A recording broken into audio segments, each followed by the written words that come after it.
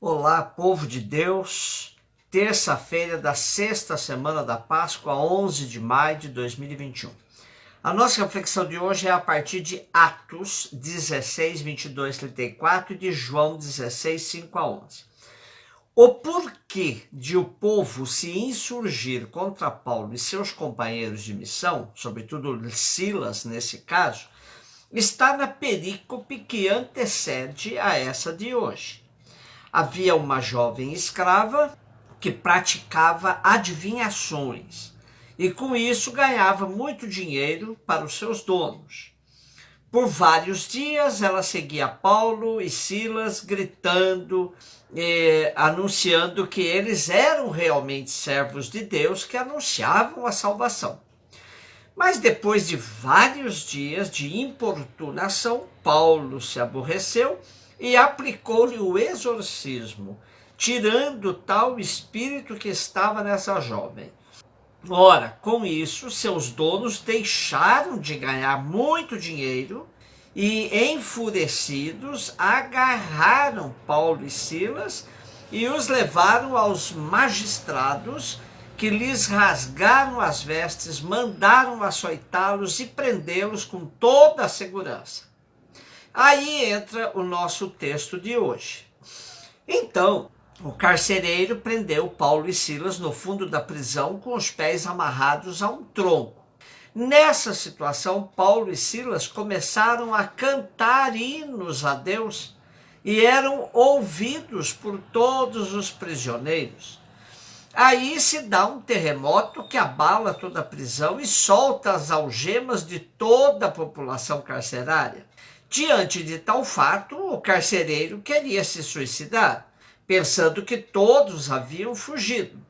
Mas Paulo e Silas lhe dizem que não fizesse isso, pois, apesar de libertos das algemas, todos se encontravam em seus lugares. Então o carcereiro pediu luz, entrou e lançou-se trêmulo aos pés de Paulo e Silas. Depois os conduziu para fora e perguntou-lhe: Senhores, que devo fazer para me salvar? Já salientamos aqui outras ocasiões em que se dá essa pergunta: o que devemos fazer? E no episódio da libertação da prisão de Paulo e Silas, eles respondem ao carcereiro: crê no Senhor Jesus e serás salvo, tu e todos os de tua família. A cena que se segue é um retrato do sucesso da missão de Paulo e seus companheiros. Primeiro anunciam a palavra de Deus, o querigma, ao carcereiro e todos de sua família. O carcereiro cuidou deles, lavou-lhes as feridas causadas pelos açoites. Depois disso, o carcereiro e todos de sua casa são batizados. Essa missão termina com um jantar oferecido pelo novo cristão aos missionários Paulo e Silas, onde reinou grande alegria por todos terem acreditado em Deus. A nossa perícope de hoje não dá o motivo da perseguição aos missionários Paulo e Silas, como falamos no início, e infelizmente não dá o desfecho, que é tão significativo, porque no dia seguinte os magistrados deram ordens para libertar Paulo e Silas. Porém, Paulo reage com destemor, dizendo: vão dizer aos magistrados que fomos açoitados em público, sem processo, nós que somos cidadãos romanos, e fomos lançados na prisão. E agora querem que vamos embora às escondidas? De jeito nenhum, que eles venham soltar-nos pessoalmente. Quando os magistrados souberam que Paulo e Silas eram cidadãos romanos, ficaram alarmados e foram negociar com eles uma saída honrosa. Pediram-lhes que deixassem a cidade. Ao sair da prisão, foram para a casa de Lídia, onde encontraram os irmãos e depois partiram. Assim se entende que Paulo e Silas foram para a casa do carcereiro, mas ainda na condição de prisioneiros. Depois de provocar a conversão do carcereiro e de todos de sua casa, voltaram à prisão para não complicar a vida do carcereiro. Essa narrativa vai nos dando os contornos da missão no início do cristianismo. Vamos conhecendo a grandeza de tudo como começou, como Jesus lhes havia dito que seriam perseguidos e até assassinados por causa do testemunho. Tudo isso vai acontecendo.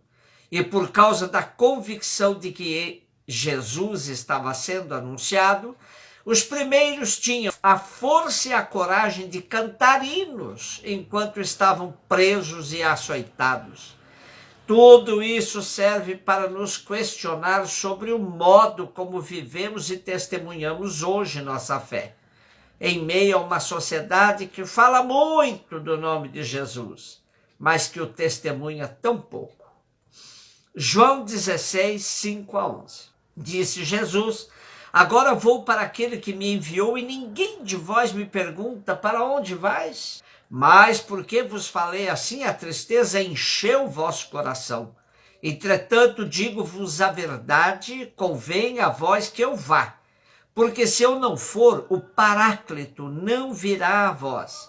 Mas se eu for, vou-lo enviarei. E quando ele vier, convencerá o mundo a respeito do pecado, da justiça e do julgamento.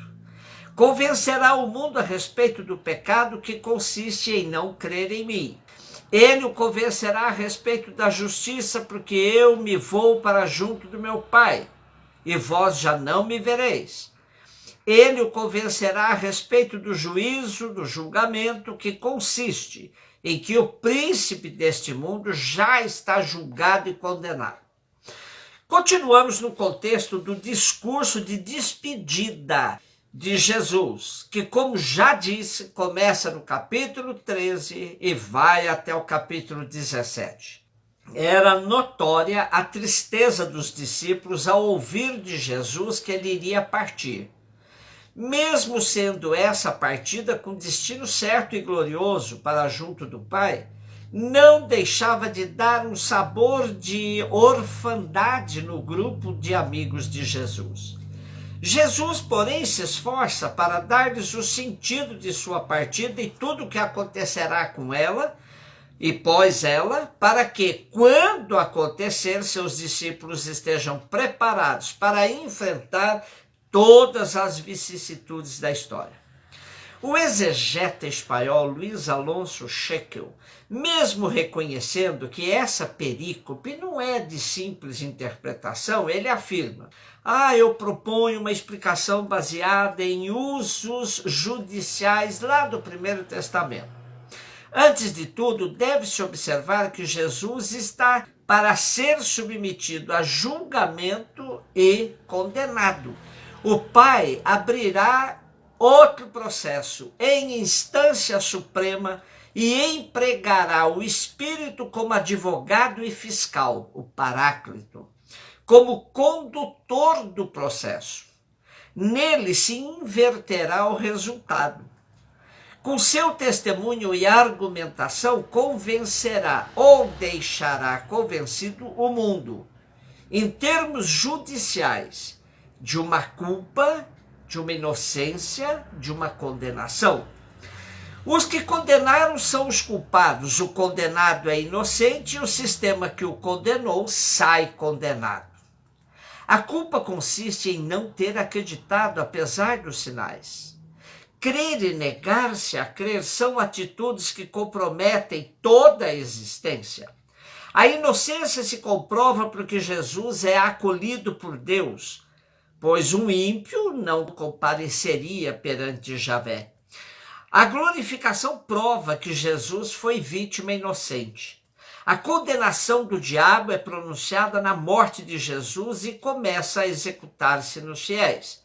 O que aconteceu na morte e ressurreição de Jesus continuará acontecendo pela atividade do Espírito. É um julgamento ao longo da história. E no caso de Jesus, quando o mundo pensava que estava julgando Jesus, era ele que estava sendo julgado. Jesus é verdadeiramente o servo de Javé, aquele que apresentou as costas aos que queriam açoitá-lo, ofereceu o queixo aos que queriam arrancar-lhe a barba e nem desviou o rosto dos insultos e dos escarros. Não gritou nem levantou a voz, mas, por outro lado, promoveu o direito e a justiça ao fraco e oprimido, porque sua defesa estava com o Senhor. E essa confiança no julgamento de Deus leva, onde o Espírito Santo é nosso advogado, é que leva Paulo a afirmar aos coríntios: em tudo somos oprimidos, mas não sucumbimos. Vivemos em completa penúria, mas não desesperamos. Somos perseguidos, mas não ficamos desamparados. Somos abatidos, mas não somos destruídos. Trazemos sempre em nosso corpo os traços da morte de Jesus, para que também a vida de Jesus se manifeste em nosso corpo. Por isso podemos dizer: sei em quem confiei. Um beijo no seu coração.